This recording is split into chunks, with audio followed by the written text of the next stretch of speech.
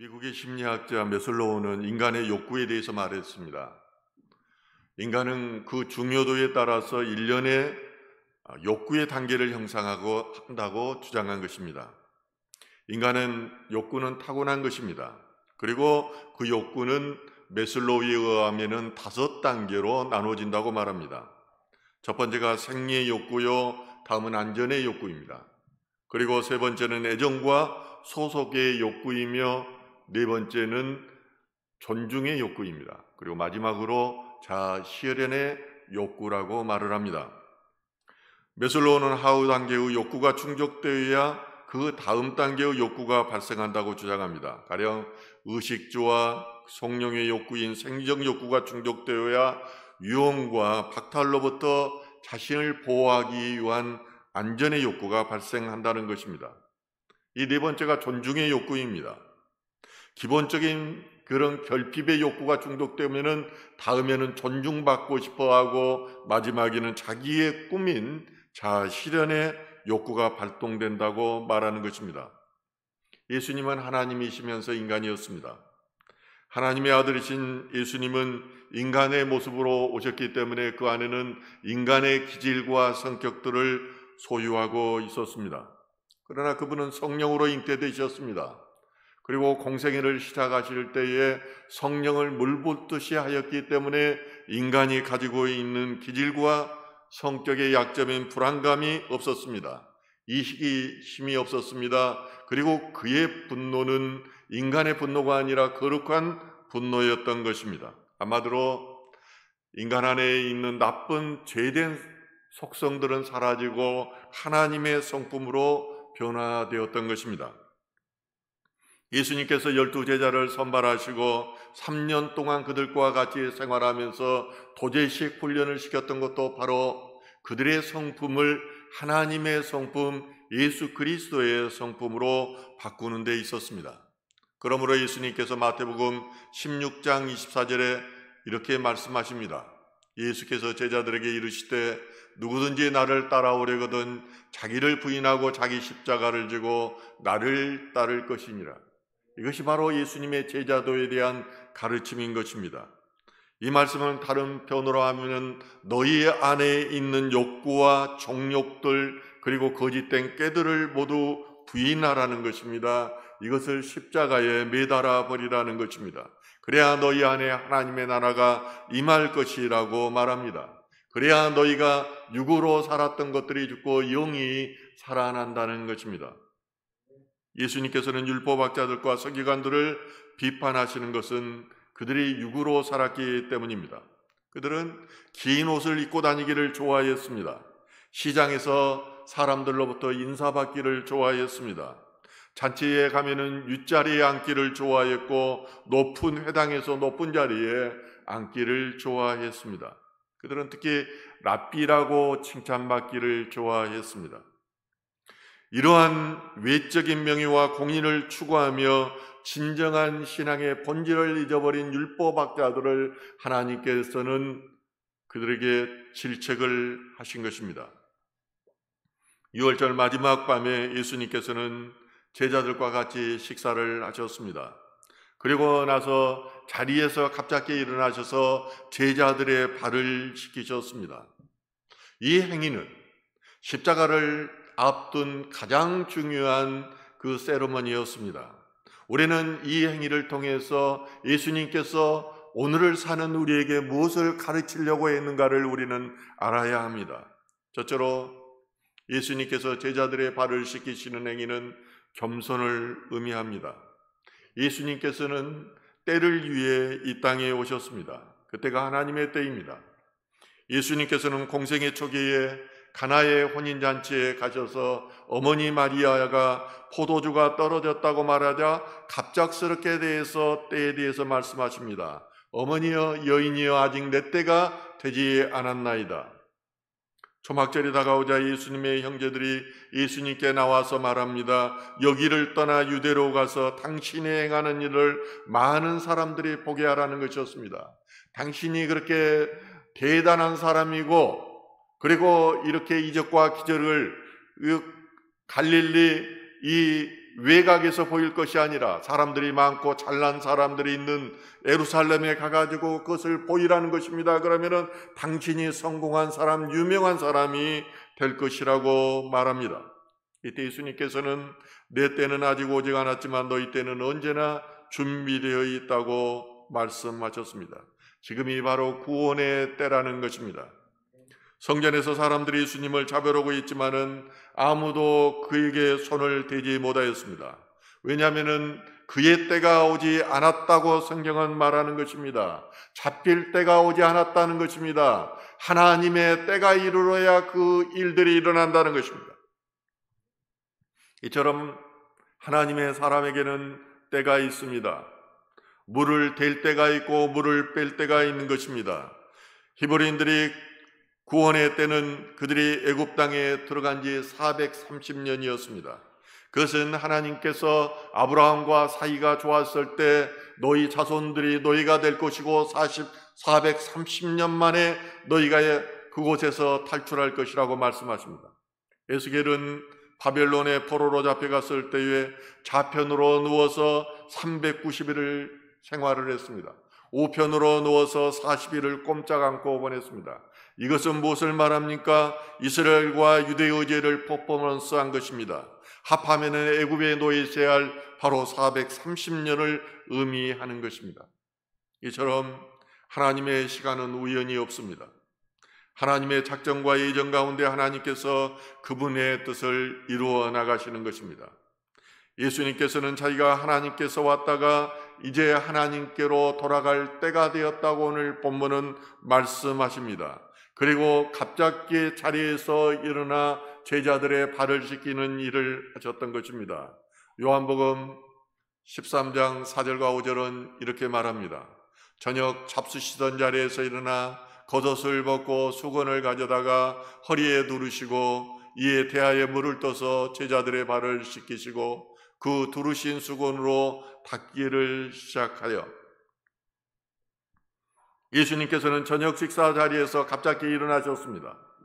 그리고 이스라엘 그 백성들이 입는 탈리드라는 옷을 벗고 섬기는 자가 입는 그런 옷으로 바꿔 입으셨습니다.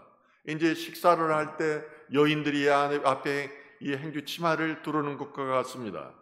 그리고 나서 예수님께서는 수건을 가져다가 허리에다 두르시고 대야를 갖다가 물을 떠서 제자들의 발을 씻기기 시작했습니다. 한번 이 장면을 상상해 보십시오. 수건을 두르고 제자들의 발을 씻기려면은 서서 할 수 없습니다. 그런다고 방바닥에 앉아서 할 수 없습니다. 무릎을 꿇어야 하는 것입니다. 유대 지방은 무덥고 건조한 지역입니다. 석회질이 많아서 밖에 나가 떠오면은 흙먼지가 신발에 묻어나게 되어 있습니다. 특히 발은 세상의 온갖 더러운 것, 부정한 것들을 접하기 때문에 손님의 발을 씻기는 것은 종 중에서도 가장 낮은 자가 하는 것입니다. 하나님이신 예수님께서 가장 천한 종이 하는 자리까지 내려갔다는 것입니다. 그럴 뿐만 아니라 그곳에 무릎을 꿇었다는 사실에 우리는 주목해야 됩니다. 그런데 아이러니하게도 예수님께서 이렇게 행하신 배경이 있습니다. 오늘 본문에도 나오지 않지만 누가복음 22장 24절은 이렇게 말합니다. 또 그들 사이에 그중 누가 크자 하는 다툼이 난지라. 12명의 제자들이 마지막 이제 십자가를 향하여 가는 제자들 앞에서 서로 누가 크냐 하는 문제로 다툰다는 것입니다. 베드로를 포함한 그 12 제자가 내가 어느 상석에 앉을 것인가, 내가 예수님 우편에 앉을 것인가 좌편에 앉을 것인가를 가지고 서로 자리 문제로 다퉜다는 것입니다. 이 예수님께서 말씀하십니다. 나는 섬기는 사람으로 너희 가운데 있다. 그리고 대야를 물을 들고 와가지고 제자들의 발을 씻기신 것입니다. 십자가를 눈앞에 바로 두고 있는 순간에 서로 높아지려고 한 것이 인간의 욕정입니다. 욕망입니다. 존경받고 싶어하는 인간의 욕구가 그 안에 있었던 것입니다. 이것을 보고 예수님께서 얼마나 당황하셨겠습니까? 예수님께서는 아무리 말씀을 전해도 듣지 않고 변하는 제자들에게 직접 일어나서 식사에 자서 일어나서 이제 행동으로 보이는 것입니다. 이스라엘 백성들이 바벨론 이 아수르의 패망을 하고 바벨론의 침공을 받아가지고 1차 포로, 2차 포로가 되어서 갔는데도 그들이 회개할 줄 모르니까 에스겔 선지자를 통해서 그가 퍼포먼스를 한 것입니다. 더 이상 말로 해서는 듣지 않기 때문입니다. 너희가 주라고 하는 내가 가장 낮은 종의 자리에까지 내려가 섬기는 것을 보라는 것입니다. 이것이 바로 하나님의 자녀들의 서번트 리더십입니다. 주인이 종의 자리에까지 내려가서 섬기는 것이 바로 서번트 리더십인 것입니다. 예수님께서는 실제로 십자가에서 겸손과 섬김을 보여주었습니다. 십자가에서 희생의 모범을 보여주셨습니다. 그러므로 베드로는 이때 수건을 허리에 두르신 예수님을 생각하면서 베드로전서 5장 5절에서 서로 겸손으로 허리를 동이라고 권면합니다. 예수를 믿으면 가장 두드러지는 현상이 태도에서 나타나는데 그것이 겸손입니다. 그러나 예수의 영이 없을 때 아무리 목사가 되고 또한 장로가 되고 권사가 되고도 그 외모에서 두드러진 현상은 겸손이 아니라 교만으로 나타납니다. 세상에서 높아지려고 하고 세상으로부터 존경받으려고 하는 것입니다. 목사가 되어서도 자기를 희생해서 섬기려고 하는 것이 아니라 예수를 이용해서 자신의 높아지려는 욕구를 채우려고 한다는 것입니다. 우리는 예수 그리스도를 본받아 살기를 원하며 그러함으로 그리스도인이라고 부릅니다. 그러므로 예수 그리스도의 겸손을 본받아야 합니다. 그분의 향기를 나타내야 하는 것입니다. 그리스도인들은 겸손할 때 향기가 나오는 것입니다. 둘째로 예수님께서 제자들의 발을 씻기시는 행위는 구원을 의미합니다. 예수님께서 이제 한 명씩 제자들의 발을 씻기셨습니다. 그리고 가장 가까이에 섰고 또 가장 많은 것을 가르쳐 주셨던 베드로의 차례가 되었습니다. 이 베드로와 요한은 인너서클에 속했습니다. 중요한 자리에는 꼭 예수님께서 따로 불러서 데리고 갔던 사람들입니다. 베드로는 얼마나 감격이 있겠습니까? 하나님이신 예수님께서 내 발을 씻으려고 하니까 얼마나 당황했겠어요. 주님 안 됩니다. 이러시면 안 됩니다. 주님께서 어떻게 내 발을 씻기시겠습니까? 그러자 예수님께서 뭐라고 말합니까? 너는 내가 하는 일을 지금은 알지 못하지만은 이후에는 알게 될 것이다. 너희들은 영이 깨어지 안에서 내가 발을 씻기는 이 영적 의미를 알지 못한다는 것입니다. 베드로는 처음에 예수님을 훌륭한 선생님이라고 생각했습니다. 그래서 그를 랍비라고 불렀습니다. 그러나 지금은 주라고 부르고 있습니다. 하나님의 아들이신 예수를 그는 본 것입니다. 그런데 하나님의 아들이 어떻게 비천한 일을 할 수 있냐는 것입니다. 요한복음 13장 8절에서 베드로가 이르되 내 발을 절대로 씻지 못하시리이다. 그러자 예수께서 대답하시되 내가 너를 씻어주지 않으면 내가 나와 상관이 없느니라. 성질 급한 다혈질의 베드로는 주님께서는 내 발을 절대 씻기지 못한다고 말합니다. 전에도 베드로는 가이사라 빌립보에서 그런 적이 있습니다. 내가 십자가에 져야 될 것이자. 그러자 예수님을 굳고 말립니다. 주님은 안 됩니다라고 말렸던 것입니다. 베드로에게 성령이 임하지 않았으므로 예수님의 구속 사역을 그는 이해하지 못했던 것입니다. 이처럼 성령이 임하지 않으면 하늘에 계신 하나님의 뜻을 우리가 알 수가 없습니다. 그리고 눈에 보이는 그 현상만을 보게 되는 것입니다.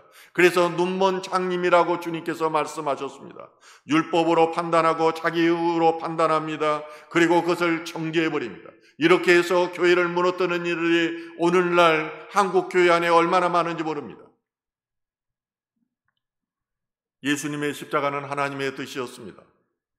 그러므로 그는 대제사장과 그 로마의 총독 앞에서 예수님께서는 한마디도 하지 않았습니다. 저는 그 침묵의 의미를 압니다. 제가 직장을 내려놓고 목회의 길을 갈 때 저는 한마디 말도 하지 않았습니다. 저는 예수님께서 십자가의 그 길을 가면서 침묵의 의미를 알았기 때문입니다. 아무리 그들에게 말을 해줘도 저들은 믿으려고도 하지 않고 믿지도 않고 알지도 못한 일이기 때문입니다. 하나님께서 하시는 일이기 때문입니다. 예수님께서 제자들의 발을 씻기신 것도 구원과 관련이 있었습니다. 그러므로 베드로가 제자를 씻기는 예수님을 거절하는 것은 바로 예수님의 구속사역을 방해하는 일이었습니다. 예수님은 베드로의 행동을 보고 내가 너를 씻어주지 않으면 내가 나와 상관이 없다고 말씀하십니다. 이것은 단순히 내 발을 씻는 것이 아니다. 그리고 이것은 내가 네 발을 씻느냐 마느냐에 관한 문제가 아니다. 예수님께서 흘린 보혈의 피로 바로 베드로의 죄를 씻느냐 마느냐의 문제와 관련이 있다는 것입니다. 네가 끝까지 나를 거절하면은 너와는 영적 교대도 없고 네가 하늘나라에 갔을 때 받을 상급도 없을 것이라는 말인 것입니다. 그러자 어린아이와 같은 베드로, 다혈질의 베드로는 바로 이 말을 알아듣습니다. 주님, 그러면은 내 발만 씻길 것이 아니라 손과 머리도 씻겨주십시오. 요한복음 13장 7절을 이렇게 말합니다. 예수께서 이르시되 이미 목욕한 자는 발밖에 씻을 필요가 없느니라. 온몸이 깨끗하니라. 너희가 깨끗하나 다는 아니니라 하시니, 예수님께서는 말씀은 하나님이셨기 때문에 말씀 안에 모든 내용들이 함축되어 있습니다. 구구절절하게 쓸데없는 사족을 붙이지 않는 것이 예수님의 말씀의 특징입니다. 유대산에서는 연회색에 참석한 손님들이 그 자리에 오기 전에 목욕을 하고 옵니다. 그러므로 이제 그들에게는 신발을 벗을 때 발만 씻으면 되었습니다. 그리스도를 믿는 자는 그리스도의 피로 씻김을 받았습니다. 구원을 받은 것이에요. 그래 온몸이 깨끗한 새 생명이 된 것입니다. 그러므로 다시 몸을 깨끗하게 할 필요가 없지만은 발은 씻어야 합니다. 왜냐하면 그럼에도 불구하고 우리는 알게 모르게 세상에 다니면서 발에 때가 묻을 수 있다는 것입니다. 이것은 바로 회개함으로 그리스도 안에서 깨끗함을 입어야 된다는 의미를 가지고 있습니다. 따라서 예수님께서 제자들의 발을 씻기는 행위는 그들의 영혼 구원과 깊이 관련이 되어 있습니다. 저도 설교단상에 오를 때에 거룩하게 살려고 노력은 하지만은 세상으로부터 더럽혀진 그런 죄들이 있기 때문에 주님, 저의 발을 덮어주옵소서, 저의 죄를 가려주옵소서, 이렇게 늘 기도하고 올라오는 것과 같습니다. 그러나 예수님께서 제자를 발을 씻기시면서 다 깨끗하지는 않다고 말씀하십니다. 가로주다는 회개하지 않는 사람이므로 구원을 받지 못했다는 것입니다. 우리는 예수 그리스도를 믿음으로 구원을 받았습니다. 그러나 매일의 삶 가운데 우리는 알게 모르게 죄에 노출되어 있습니다. 이러한 죄들은 매일 회개해야 됩니다. 회개해야지 이 죄를 타고 사단마귀가 틈타지 않는 것입니다. 그러하길 주님의 이름으로 축원합니다. 세 번째로 예수님께서 제자들을 발을 씻기시는 행위는 사랑의 실천을 의미하고 있습니다. 예수님께서 제자들 발을 모두 씻어주셨는데 그 중에는 가롯 유다도 있었습니다. 예수님께서 이미 1년 전에 유다가 마귀라는 사실을 알고 있었습니다. 또한 유다는 돈을 좋아하는 사람으로 돈계를 훔친 사람이었습니다. 마귀는 유다의 돈을 사랑하는 그 마음을 틈타서 들어간 것입니다. 그리고 돈으로 유혹한 것입니다. 이게 유다는 마귀의 도구로 사용되었다는 것입니다. 그게 구원의 도구가 아니라 그는 마귀의 도구가 되었습니다. 그래서 요한복음 13장 2절은 이렇게 말합니다. 마귀가 벌써 시몬의 아들 가롯 유다의 마음에 예수를 팔려는 생각을 넣었더라.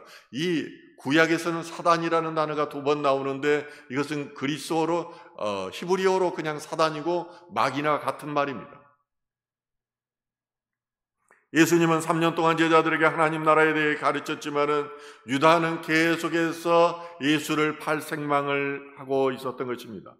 하나님이신 예수님께서는 처음부터 그것을 알고 계셨고 그러함에도 불구하고 유다의 발을 씻으셨습니다. 요한복음 13장 1절에 6월절 전에 예수께서 자기가 세상을 떠나 아버지께로 돌아가실 때가 이른 줄 아시고 때를 아신 거예요. 이제 때가 되었다. 이 때는 죽음의 때를 의미하지만은 하나님 앞에서는 영광의 때였고 구원의 때였습니다. 그러면서 뭐라고 말합니까? 세상에 있는 자기 사람들을 사랑하시되 끝까지 사랑하시니. 끝까지 사랑하셨습니다. 온수도 끝까지 사랑하셨습니다. 마귀에게 속했던 유다는 얼마나 원수했겠습니까? 그럼에도 불구하고 그는 끝까지 유다를 사랑하시면서 그의 발을 씻기셨던 것입니다. 그 심정이 어떠했겠습니까? 몇 번이나 유다에게 힌트를 주었습니다. 회개하라고 이야기했습니다. 그러나 끝까지 반항합니다. 끝까지 예수를 배반하였던 것입니다. 그 유다의 발을 예수님께서는 부드러운 손으로 만지시고 씻기셨습니다. 또한 예수님은 이제 그러고 나서 빵 조각을 떼어서 제자들에게 나누어 줍니다. 그러면서 이것은 나의 살이다라고 말씀하십니다. 그리고 이제 포도주 잔을 제자들에게 나눠주면서 이것은 나의 피라고 말씀하십니다. 십자가 위에서는 자신의 생명까지도 아낌없이 주셨습니다. 이 모든 의식을 마친 후에 예수님께서 중요한 두 가지의 말씀을 하십니다. 그것은 바로 새 계명을 주시겠다는 것입니다. 율법 가운데서 모세에게 시내산에서 계명을 주셨는데 너희는 언약의 백성인 것을 가르쳐 주셨는데 거기에서 서로 하나님을 사랑하고 이웃을 사랑하고 말씀하셨는데 이번에는 새 계명을 주시는데 내가 너희를 사랑한 것 같이 너희도 서로 사랑하라고 말합니다. 온수를 사랑하듯이 너희도 온수를 사랑하는 마음으로 사랑하라고 말합니다. 그리고 예수님께서 제자들의 발을 씻기신 후에 겉옷을 입으시고 다시 식사 자리로 돌아와서 말씀하십니다. 내가 이렇게 행한 퍼포먼스의 의미를 너에게 가르쳐 주겠다. 요한복음 13장 15절 말씀 같이 읽겠습니다. 내가 너희에게 행한 것 같이 너희도 행하게 하여 본을 보였느라. 이 말 가운데 우리는 찔림이 있어야 됩니다. 그리스도인이라고 하면서 예수님의 십자가 앞에 우리가 찔림이 없다면 우리는 죽은 심령인 것과 같습니다. 그러면서 예수님께서 말씀하시기를 이를 알고 행하면 복이 있으리라. 행하는 자에게 복이 임한다는 것입니다. 사랑하는 성도 여러분, 예수님께서 제자들에게 가르치고자 했던 마지막 교훈이 사랑의 실천이었습니다. 너희가 주라고 부르는 내가 너희의 발을 씻어주지 않았느냐. 그러니 너희도 나를 본받아서 서로 섬기며 남의 발을 씻어주라는 것입니다. 사랑은 말로는 얼마든지 할 수 있습니다. 수고하기가 않기 때문입니다. 돈이 드는 것도 아닙니다. 그러나 사랑은 희생이 따르고 섬김이 따라야 하는 것입니다. 저는 딸이 신혼여행 다녀와서 저희 집에 인사하러 왔을 때 2개의 대야에다가 물을 받아서 그리고 소파 앞에 준비를 해두었습니다. 그리고 아내와 사이를 그곳에 딸을 앉도록 하고 저는 아내의 발을 씻기고 사이는 또 딸의 발을 씻기도록 하였습니다. 주님께서 가르쳐줬던 사랑의 실천을 본을 보이면서 너희도 이렇게 하라는 것이었습니다. 지금도 서로 인격적인 관계 속에서 사는 모습을 보면서 어떤 삶이 그리스도의 삶인가 이런 것을 많이 생각을 하게 됩니다. 자신의 살과 피뿐만 아니라 생명까지도 우리를 위해 모두 주신 분이 예수님입니다. 그분이 우리의 주가 되시는 것입니다. 그러면 과연 우리는 어떻게 살아야 할까요? 저는 이 물음 앞에서 늘 마음문이 막히고 맙니다. 내가 행한 같이 너희도 행하라고 주님께서 말씀하십니다. 행함이 있어야 복이 임한다고 말씀하십니다. 이 말씀이 성도님들을 산 가운데 임하기를 원합니다. 그리고 산 가운데 복이 임하기를 간절히 축원합니다.